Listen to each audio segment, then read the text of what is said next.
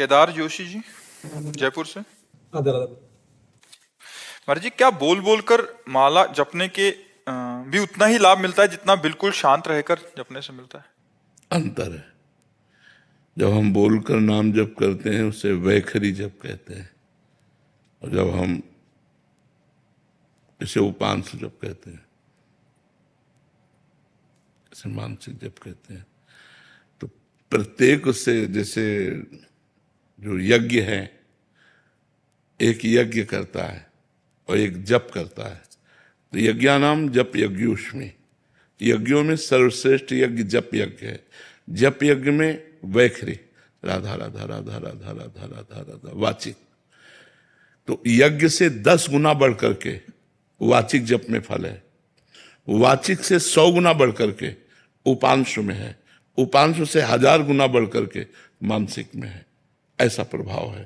पर ये गुना में ना फंसे, क्योंकि मानसिक जप निरंतर सिद्ध पुरुषों का होता है। साधक को उपांशु या वाचिक में ही अपने को पहले रमाना चाहिए। राम नाम मणिदीप धर जीह देहरी द्वार, तुलसी भीतर बाहिरो जो चाह सुजियार। यद जिव्याग्रे वर्तते नाम तुभ्यम, अहोबत स्वपचतो गरीयान। यद जिव्याग्रे, जिव्या के अग्र, राधा राधा राधा राधा राधा राधा। तो अगर हमारा मन नहीं लग रहा है तो हमें वाचिक पर पहले बहुत समय देना चाहिए, फिर वाचिक से उपांश में, और उपांश से मानसिक चलता है। मानसिक सिद्धों का चलता है, साधकों का नहीं। साधक को तो वाचिक और उपांश में ही अपनी परिपक्वता समय को पूरा लगाना चाहिए। और जब मन भगवदाकार हो जाता है, तो जैसे हम श्वास ले रहे हैं, दिल धड़क रहा है, ऐसे स्वाभाविक नाम मंत्र चल रहा है, दिमाग में छाया हुआ है, वो बात अलग होती है। तो इसका अलग अलग फल है। सोनू जी। श्री हरिवंश महाराज। श्री हरिवंश महाराज जी। महाराज जी, जिस प्रकार भगवान शिव के प्रिय भक्तों में नंदी जी हैं तथा श्री राम जी के प्रिय भक्तों में हनुमान जी है, ठीक उसी प्रकार आपका परम प्रिय भक्त बनने या उस श्रेणी तक आने के लिए एक शिष्य को, हमारा कोई भक्त के, हम खुद तो भगवान के चरण दास हैं। तो दासों के दास थोड़े होते हैं, दास तो दास ही होता है। हमको तो जो पकड़े मिलता है वो श्री जी के चरणों में चढ़ा देते हैं। तो हम श्री जी के चरणों तक पहुंचाने वाले पोस्टमैन हैं। श्री जी की बात आप तक, आपकी बात श्री जी तक।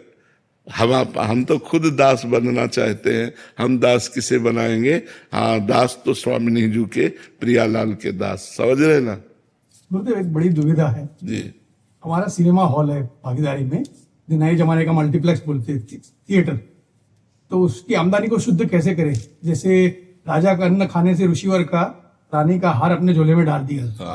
हाँ, उसको जैसे गौशाला है, कोई बीमार आदमियों के लिए औषधालय है, धन एकत्रित करो, और उसके द्वारा जैसे गरीब लोगों की औषधि की व्यवस्था है, गौओं की सेवा है, संत सेवा है, धर्मशाला, ऐसा फ्री व्यवस्था कि कोई यात्री ठहर जाए तो आराम से, ऐसी व्यवस्थाएं धन को सदुपयोग में लाना चाहिए, सदुपयोग में करना चाहिए। उससे सो धन धन्य प्रथम गति जाकी, वो धन धन्य हो जाता है जो संत सेवा, भगवंत सेवा, गौ सेवा, समाज सेवा में लगता है निष्काम भाव से, वो धन पवित्र हो जाता है। तो कुछ पैसा ऐसा निकाल करके रखते जाना चाहिए जो आपकी आयस के अनुसार। फिर उसके बाद जहां अपने को भगवत प्रेरणा हो वहां उसको सेवा में लगा देना चाहिए। और कोई यश नहीं लेना चाहिए, मतलब किसी भी तरह का धन्यवाद नहीं लेना चाहिए, गुप्त रूप से कर देना चाहिए। पर जी अंदर एक बहुत कामना सी रहती है कि वो बोले, कोई तो बोले कि हमने किया है ये, या हमारा नाम तो लिखा उससे आपका पुण्य नष्ट हो जाएगा। अगर आपका पुण्य पूरा बचाना है